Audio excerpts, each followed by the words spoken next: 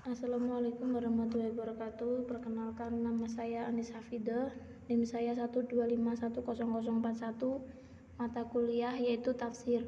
Di sini saya ingin menjelaskan tugas UAS saya dengan tema etika bersosial media dan tabayun. Terdapat di kajian Quran Surat Al-Hujurat ayat 6. Tujuannya yaitu memahami ajaran Al-Hujurat ayat 6 mengenai verifikasi tabayun dan etika berinteraksi di media sosial, yaitu mengaitkan tafsir klasik dengan praktik digital kontemporer. Yaitu terdapat di halaman kedua pembacaan ayat terdapat di Quran Surat Al-Hujurat ayat 6. A'udzubillahi minasyaitonirrajim. Bismillahirrahmanirrahim. Ya ayyuhalladzina amanu in ja'akum fasiqun binabiyyin fatabayyanu an tusibu qauman bijahalatin fatusbihu 'ala ma fa'altum nadhimin. Artinya, wahai orang-orang yang beriman, jika seseorang yang fasik datang kepadamu membawa suatu berita, maka telitilah kebenarannya, agar kamu tidak mencelakakan suatu kaum karena kebodohan atau kecerobohan yang akhirnya kamu menyesali perbuatan itu. Yang ketiga yaitu asbabun nuzul dan konteks historis. Situasi awal pada zaman Nabi Muhammad SAW pernah ada kabar yang belum jelas kebenarannya. Berita itu hampir menimbulkan fitnah dan perselisihan antar kelompok. Karena itu Allah menurunkan ayat yang memerintahkan umat Islam untuk memeriksa atau memastikan kebenaran berita sebelum mempercayai dan menyebarkannya. Tujuan hukumnya yaitu perintah tabayun bertujuan untuk mencegah fitnah, menjaga nama baik dan kehormatan seseorang, serta menjaga kerukunan dan ketenangan masyarakat. Beberapa ulama tafsir menjelaskan bahwa ayat ini turun karena adanya konflik antar suku yang dipicu oleh berita yang tidak benar. Dari peristiwa tersebut, Allah menegaskan pentingnya tabayun, yaitu selalu mengecek fakta sebelum bertindak. Intinya yaitu sebelum percaya atau menyebarkan suatu informasi, kita harus memastikan kebenarannya agar tidak merugikan orang lain dan tidak menimbulkan perpecahan. Selanjutnya yang keempat yaitu penjelasan kosakata kunci atau mufradat. 1.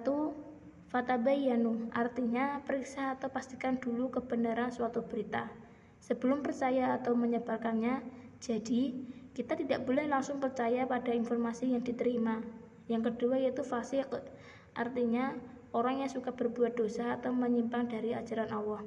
Jika orang seperti ini membawa berita, kita harus lebih berhati-hati dan memeriksa kebenarannya. Yang ketiga yaitu naba, artinya berita atau informasi. Berita itu bisa benar, salah, atau dipelintir sehingga harus dicek terlebih dahulu sebelum diambil tindakan. Kesimpulan dari ayat ketiga tersebut yaitu ayat ini mengajarkan agar kita selalu melakukan tabayun atau verifikasi terhadap setiap berita, terutama jika datang dari sumber yang belum jelas atau tidak dapat dipercaya. Dengan begitu, kita bisa menghindari fitnah, kesalahpahaman, dan menjaga kerukunan. Selanjutnya yang kelima yaitu intisari tafsir menurut mufasir otoritatif.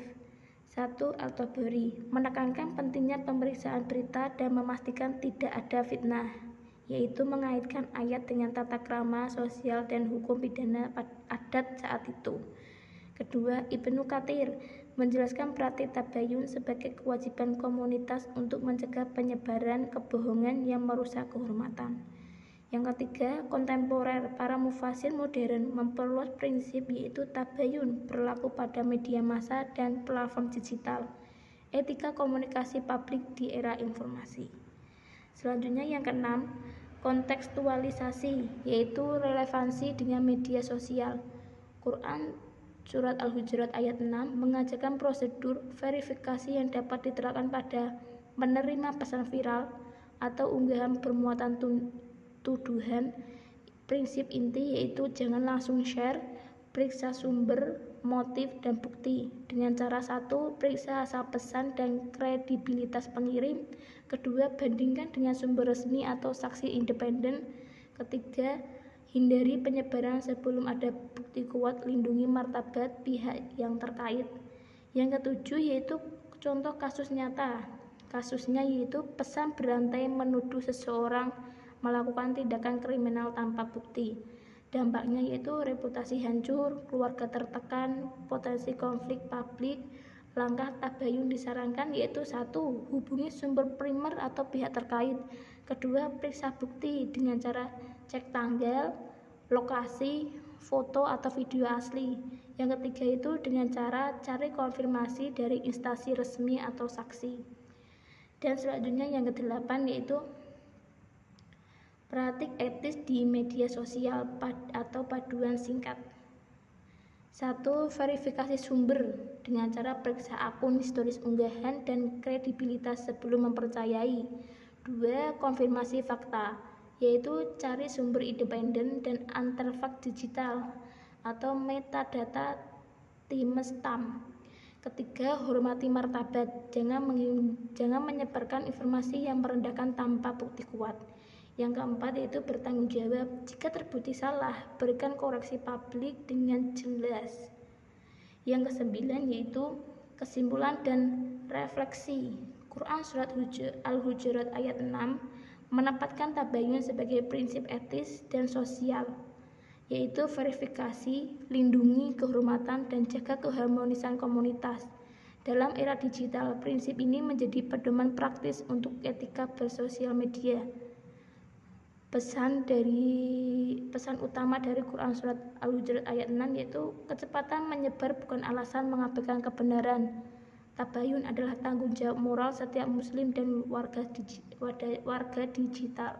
Selanjutnya yang ke-10, sumber dan referensi.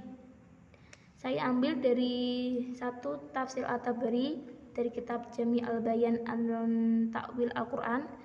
2. Tafsir Ibnu Katsir yaitu Tafsir Al-Quran Al-Azim. 3. Tafsir kontemporer yaitu Sayyid Qutb yaitu Muhammad Abduh. Yang keempat, artikel dan pedoman etika media sosial dan lembaga dakwah dan jurnal studi Islam kontemporer. Cukup sekian yang dapat saya sampaikan, kurang lebihnya saya mohon maaf. Assalamualaikum warahmatullahi wabarakatuh.